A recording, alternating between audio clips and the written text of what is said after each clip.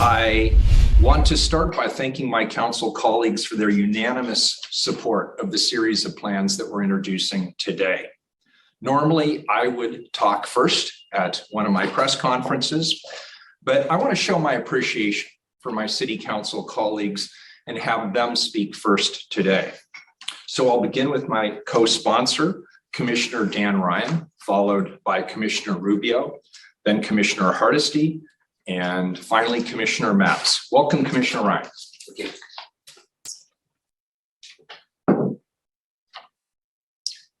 Good morning, and thank you, Mayor, for the introduction, and thank you all for being here.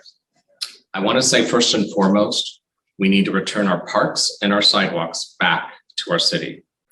I'm glad that Commissioner Rubio, our Parks Commissioner, and Commissioner Hardesty, our Transportation Commissioner, have joined the entire City Council to double down on the city's commitment to do just that. Our children and our families want a place to play in our parks. Our elders want to go on a safe stroll in their neighborhood. And people relying on mobility aids require accessible walkways. I've always said we need to meet our homeless population where they are. I have lived experience which gives me pragmatic clarity and a heartfelt compassion on this issue. This was and remains my motivation to serve my hometown. As you know, I believe in on-ramps to safe, stable housing. That's why we created the Safe Rest Villages, which offer a specific type of shelter along this continuum of housing. And just so you know, we have opened 3, one opens next Friday, and the other 4 are well on their way. Today, the mayor has outlined a different, larger scale plan to provide additional basic human services not currently available in the 700 unsanctioned camps scattered around our streets. This plan will provide an entry point of services for those moving from chronic homelessness to sustained housing. With designated, managed, and secure encampments, we have an opportunity to establish the process of trust with the homeless participants and with the community at large. It will allow us to coordinate support systems with nonprofits and organizations, including those specializing in behavioral and mental health. Above all, this plan will build a stronger bridge between the city and our homeless population, allowing us to get to know people by name and directing access to necessary supports that can eventually transition our homeless population from streets to housing. And in regard to housing production, we can all agree the pace in which we are building housing is not fast enough, nor is it scaled to address the humanitarian crisis we are facing. And this has been true for decades.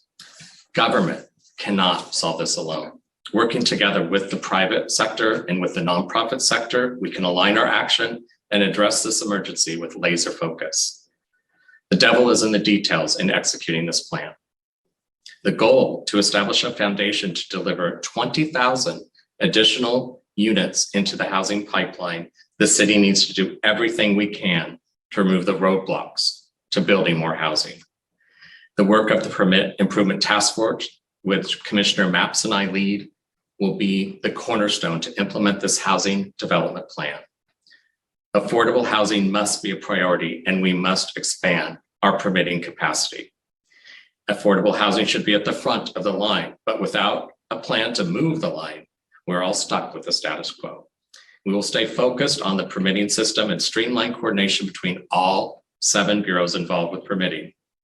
The Bureau of Development Services is the mothership, but permitting also includes the Park Bureau, the Water Bureau, the Environmental Services Bureau, the Transportation Bureau, the Fire Bureau, the Housing Bureau, and the Bureau of Planning and Sustainability.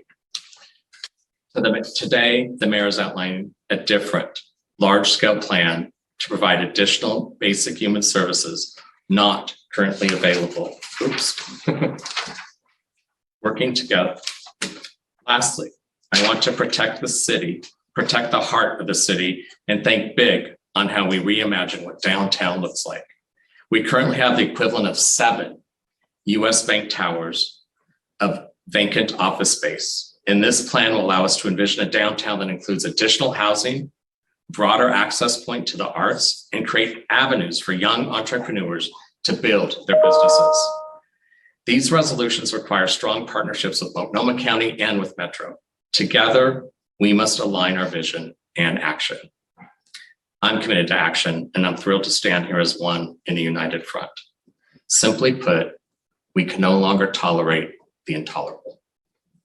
It's time to build, it's time to innovate, and it's time to take some risks to get our city out of this ditch. And now I'm very happy to introduce Commissioner Carmen Rubio.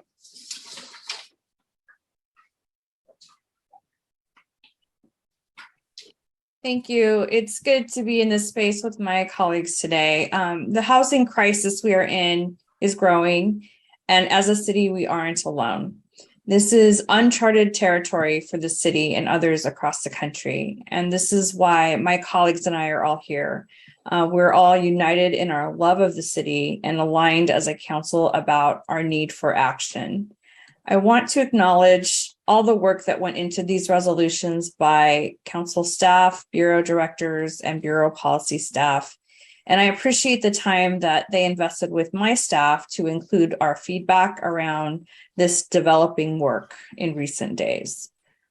These folks are undertaking a data-informed approach to the work, and so far the data has been clear that we have deep housing disparities in our community that continue to grow, and local governments, community organizations, and advocates are all working hard to meet this growing need. It is also true that all that we are doing right now is not enough.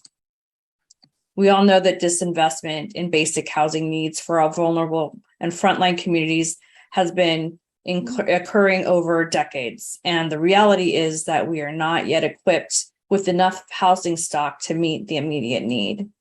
And this is why we need to act with our fullest ability to provide services, stability, and safety with dignity and care to every person in need of a safe place to call home. We need much more housing that is currently in the pipeline. And we also need interim, safe, healthy solutions for our houseless community members while they are awaiting the supportive housing services they need. Just as we also want safety and care in our own families, our houseless neighbors also deserve to feel safe and sleep without fear of violence, and also for their humanity to be recognized and respected. But let me be clear, how we carry out any new approach with our houseless community will be critically important and make all the difference in its effectiveness. And I plan to be vocal and active participant and a partner in shaping those approaches to ensure that they are reflective of and accountable to the values of respect, equity, dignity, service, and compassion. These resolutions only set the stage for the real work and hard conversations ahead. And I want to be clear that as a member of this council, I will do everything I can to ensure that we are communicating and working transparently with our jurisdictional and regional partners on this effort. As the commissioner that oversees the Bureau of Planning and Sustainability, know that I will lean in hard on our job to create more housing development opportunities. That work is already underway and is a critical first step to identify the land that can be banked for development. We then hand those opportunities off to the Portland Housing Bureau and to Prosper to make it happen. No one has all the answers or a crystal ball, but we would all be derelict if we were not doing all that we can in this critical moment. This is how we will be working together, with urgency, with transparency, and with hope. Thank you. Great, and we'd like to invite Commissioner Hardesty up next. Thank you. I am here today with my council colleagues because we all agree that the suffering on our streets is unacceptable. I am here because I am a renter in East Portland, and every day when I leave my apartment, I see large encampments. I see poverty. I see the suffering on our streets. And every day, my heart is broken at our failure as a society to care for our most vulnerable and provide an adequate safety net. I am not here to endorse or oppose this plan at this moment, but to express appreciation that there are multiple proposals on the table that have intriguing elements to them. The devil is always in the details. And here's what I know. We all agree we are in an emergency and should respond with more urgency. That should start with immediately expanding our emergency temporary shelter capacity to meet current needs, protecting renters so our crisis doesn't get exacerbated, and rapidly expanding housing that people can actually afford to live in. The expansion of temporary shelter must be tied to real long-term solutions, which is housing. I support temporary sanctioned camping areas and increasing our indoor shelter capacity. I am proud of my collaboration with Mayor Wheeler at the onset of the pandemic that created 3 sanctioned camping areas that provided culturally specific environments. I support diverting people away from the criminal justice system and providing more treatment and support for those experiencing mental or behavioral health challenges. I have long advocated for establishing a public land trust, a land bank, and I'm encouraged to see this proposal considers that option.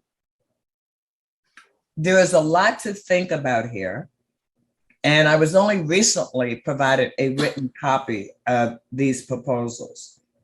I anticipate council offices will be offering amendments, and that's why I'm not taking a concrete position today. I'm looking forward to hearing from the public over the next few weeks to get Portlanders' thoughts on how to move forward.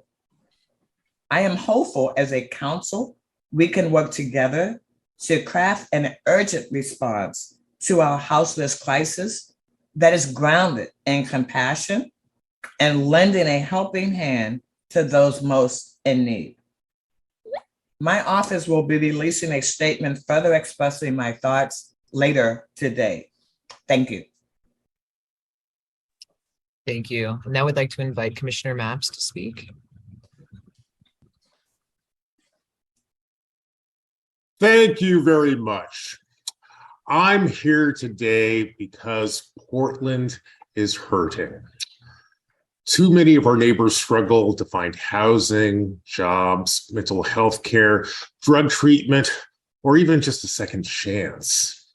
I'm also here today because every day I hear from Portlanders who tell me this city needs to change. And I'm here today because the mayor's plan is the change Portland needs. I expect to vote yes on all 5 of the mayor's proposals when they come before council next week. These plans represent a thoughtful, humane, and comprehensive response to some of the most important challenges facing our city. And I'm convinced that this plan will help Portland heal and thrive. I also know this: if the city of Portland is going to house the homeless, the city must work closely with the state of Oregon, Multnomah County, and Metro. And that's why I feel compelled to take this moment to make this plea to our partners at the state, county, and Metro. Please work with the city of Portland to help us implement the plans the mayor has unveiled today. I'll conclude by saying this: I'd like to thank the mayor for his plans, and I want to thank the mayor for his leadership. And now I will pass the mic to Mayor Ted Wheeler. Thank you, Commissioner Maps, and thank you to all of my colleagues. We know there's no issue more critical to Portlanders right now than addressing homelessness. And we're here today to talk about a plan that I am confident that will save lives and livelihoods for all Portlanders, housed as well as unhoused. Those Portlanders who are unhoused and on the streets deserve our understanding, our compassion, and our help.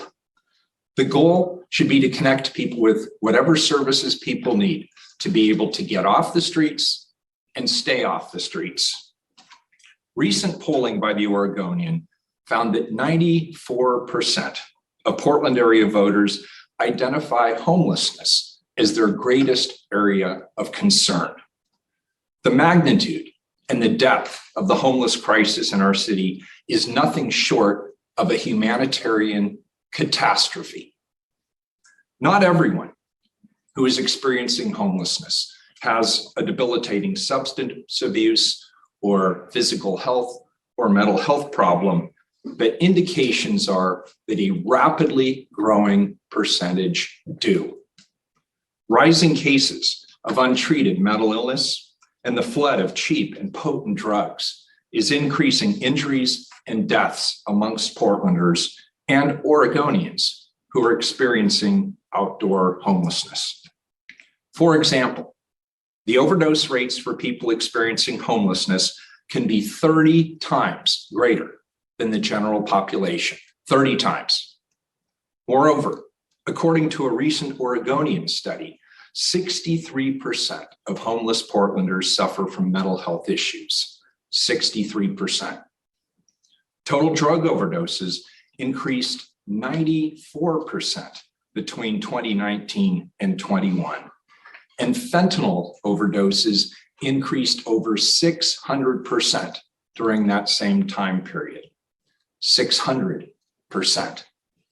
Homeless people living with mental illness are also highly vulnerable to violence. A recent report indicated that up to 87% of them will have violence perpetrated against them. Collectively, this is a vortex of misery for all involved. Building more affordable housing units to close our housing production gap is the fundamental solution to all of these problems. But according to a recent housing study, the city of Portland has an affordable housing gap that exceeds 20,000 units. We must be bold in our efforts to close this housing affordability gap, and we have to do it as soon as possible. In Portland, we're doing our part by reforming our permitting and approval process, but we also need changes to state law to increase affordable housing funding in Portland and indeed all across the state of Oregon. With these changes, our goal is to catalyze an additional 20,000 units of affordable housing by 2033. This is a moonshot for sure, but I believe it's entirely doable if we commit to working together. Until then, we know that the waiting lists to get into subsidized affordable housing can span between 5 and 10 years, according to a recent study that I commissioned. With long affordable housing waiting lists, untreated physical and mental illness, and large increases in substance abuse issues, more and more unhoused Portlanders and Oregonians are waiting far too long to get into affordable housing. We know that the consequences are harmful and, in fact, can be deadly. People experiencing homelessness tell us that what they need is understanding, compassion, and help to get off the streets. They also tell us in overwhelming numbers, 95% according to a recent Oregonian report, that they have never been offered services of any kind, 95%. There's no wonder, given that a recent assessment showed that there's over 700 self-directed campsites across 146 square miles in the city of Portland.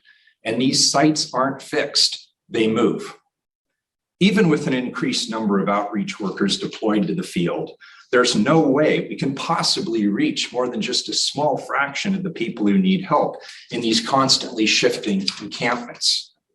Compared to all other states, Oregon bounces at the bottom of the rankings, offering no and low income access to mental health and substance abuse treatment services.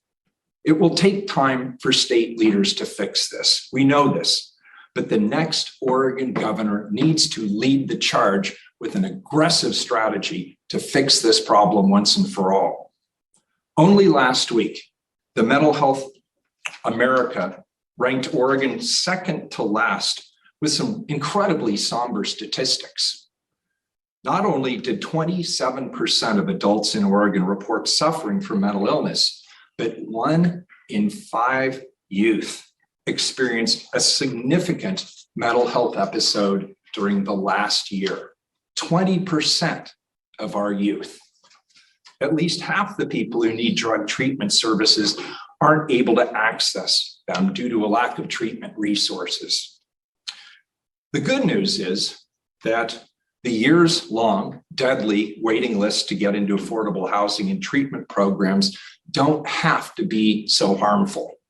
We can do better, and we absolutely must do better. We can better connect homeless Portlanders to state and county services by consolidating those critical services in a number of large-scale sanctioned sites. This will be paired with a phasing in of a citywide ban on self-sited, unsanctioned encampments. Why are we taking the unprecedented step of banning self-sited encampments?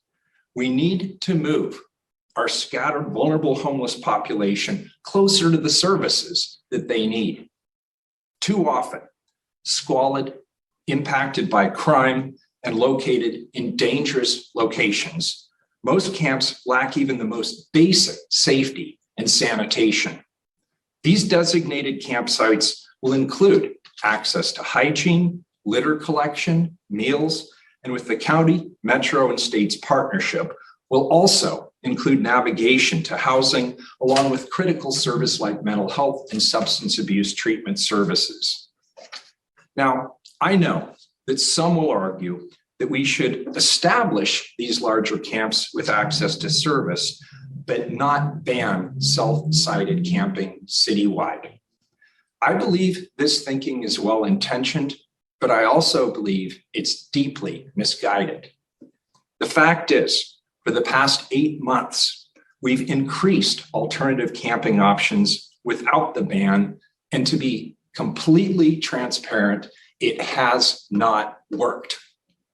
While some people have gained access to services on a limited basis, writ large, it's not the strategy that's going to work for us here in the city of Portland. While limited areas of the city have most certainly experienced improved conditions, most of the individuals who have left those camps simply relocate elsewhere in the city, and the entire process starts all over again. Nobody really gets any additional help, and it costs a lot of money. So we have to do something bold, and we need to do something different, and we need to do it at a scale that will make a difference. You might remember that with the lifting of the pandemic restrictions, I declared an emergency that stepped up homeless camp removals in the most dangerous and squalid conditions, and we improved our offers of shelter space by introducing real-time reservations, rights to a shelter of choice with personal belongings and 3 30-day storage of those personal belongings. Self-sited, unsanctioned encampment removals increased by 2,844%, nearly 3,000% just since we enacted those emergency orders. That was between September 20th and September 2022. But only about 20% of the individuals in those camps accepted this new and improved offer of a bed in the local indoor shelter system. In fact, on most nights, there is still excess capacity in our indoor shelter system. According to our hardworking city outreach workers, and I do want to thank them for their incredible efforts, the majority of homeless individuals in our city said that they would not go to an indoor shelter for a variety of reasons, but they would go to an alternative location to pitch their tent where they wouldn't be asked to move all the time.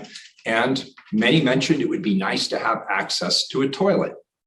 For many, designated outdoor camping with services would be a much better alternative than the status quo. While Commissioner Ryan and I are co-sponsoring the 5 resolutions that focus on a series of projects and plans to address homelessness, I want to thank each of my city council colleagues and their hardworking staffs for providing input and ideas. I want to acknowledge their civic courage. Now, I want to just very briefly outline the 5 resolutions that will be before the City Council for a first reading next week. The first resolution is focused on the affordable housing moonshot. As you heard from Commissioner Ryan, this resolution envisions a partnership between the city and the state to catalyze 20,000 units of affordable housing by 2033. The second resolution seeks to offer more work opportunities for those who are experiencing homelessness. The third resolution will establish the larger scale designated sites where individuals will be able to camp and receive services. It will also begin the process of prohibiting self-sited camping in the city of Portland. The fourth resolution envisions the creation of a program whereby homeless Portlanders can eliminate citations and other low-level offenses from their records in exchange for agreeing to divert into needed treatment services. And finally, the fifth resolution will formalize the city's requests to government partners that can make this all work. The city of Portland is willing to lead, but we can't do this alone. We don't have the expertise. We don't have the resources to go it alone. We have to work in partnership with other levels of government. So specifically, how can our government partners help? Let's start with the state. This is what we need from our next governor, an immediate enactment of a statewide emergency order on homelessness. I need the governor-elect to ask the outgoing governor to immediately declare an emergency to start helping cities and rural areas all around the state, including Portland. 2 days after the election, because I believe whoever wins deserves 1 day off, I invite the outgoing governor and the governor-elect to meet with me and leaders of the Oregon Mayors Association to agree on what we need from that statewide emergency declaration. Because they so often help people who are homeless from being burned out of their homes or through other natural disasters. No government agency has more experience in putting together outdoor emergency shelter camps than the state of Oregon. Let's get some camps up before winter sets in. To the leaders of our metro regional government, Portlanders are not asking for special treatment. We're asking for fair treatment. Portland cares for 80% of the region's homeless population, but we're currently allocated a much smaller percentage of the available regional funds. We're asking for a commitment to revisit the allocation formula in 2023 and to use any unanticipated revenues above this year's original projections to be used for one-time only purposes so that ongoing resources could be used to help support the programs we're proposing today. The Multnomah County Chair and I agree that both the city and the county need to work as a team to address homelessness and to address the scale of the crisis before us. Together, we're currently evaluating all the funding and programmatic tools that can be leveraged to meaningfully address at scale our humanitarian challenges.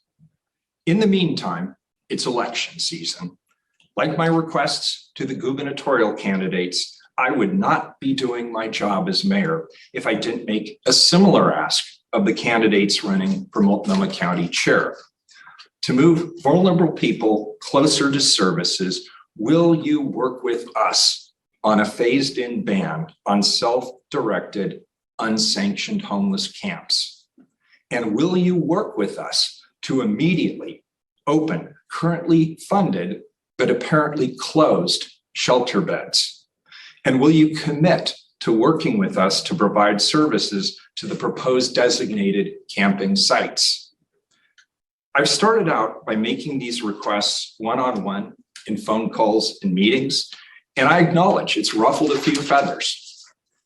I know that perhaps these requests weren't necessarily what other leaders had in mind for the use of those precious resources.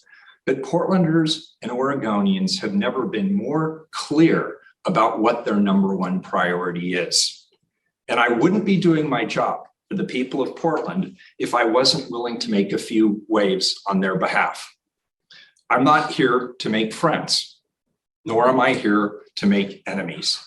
I'm here to face our challenges head on, and I hope you are too. Thank you.